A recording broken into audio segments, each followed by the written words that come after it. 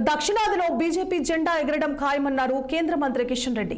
తమిళనాడు, కర్ణాటక, తెలంగాణలో ఎప్పుడు ఎన్నికలు వచ్చినా తమదే విజయమని ధీమా వ్యక్తం చేశారు. విజయవాడలో కిషన్ రెడ్డి పర్యటించారు. తొలుత ప్రధాని మోదీ మన్ కీ బాత్ వీక్షించారు. అనంతరం అంబేద్కర్ జయంతి ఉత్సవాల్లో భాగంగా మేధావుల సదస్సులో కిషన్ రెడ్డి మాట్లాడుతూ మోదీ నాయకత్వంలో దక్షిణ భారతదేశానికి ఎలాంటి అన్యాయం జరగదని స్పష్టం చేశారు. ప్రజల గుండెల్లో చోటు సంపాదించి దక్షిణాదిలో పాగా వేస్తామన్నారు. మోదీ వచ్చాక జరుగుతున్న అభివృద్ధిని చూసి కాంగ్రెస్ ఓర్వలేకపోతోందని విమర్శించారు కిషన్ రెడ్డి. డాక్టర్ బాబాసాహెబ్ అంబేద్కర్ ఏ రోజు కూడా కమ్యూనిస్టు భావ సిద్ధాంతాల కోసం వెళ్ళలేదు. దరిదాపులో కూడా రానియలేదు. చాలా ప్రయత్నం చేశారు. అంతేగాని మనం పేరుతో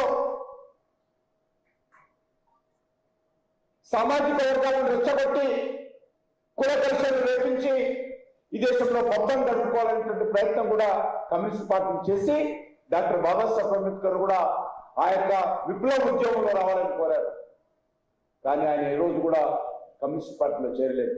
అందుకే కమ్యూనిస్ట్ పార్టీ సిద్ధాంతాన్ని కాదన్నారు కాబట్టి ఆఖరి శ్వాస వరకు కూడా డాక్టర్ బాబాసాహెబ్ అంబేద్కర్ ను ఈ దేశంలో ఉన్నటువంటి కమ్యూనిస్టులు ఒక శత్రువుగా చూశారు. కమ్యూనిస్టులు అడుగడుగున డాక్టర్ బాబాసాహెబ్ అంబేద్కర్ ను అవమానం చేసేటువంటి ప్రయత్నం చేశారు. ఆయన ఎన్నికల్లో నిలబడితే కమ్యూనిస్ట్ పార్టీ అభ్యర్థులు పెట్టి గెలిపించేటువంటి ప్రయత్నం చేశారు. డాక్టర్ బాబాసాహెబ్ అంబేద్కర్ ఎన్నికల్లో పోటీ చేస్తే ఆయనను ఓడించేటువంటి ప్రయత్నం చేశారు.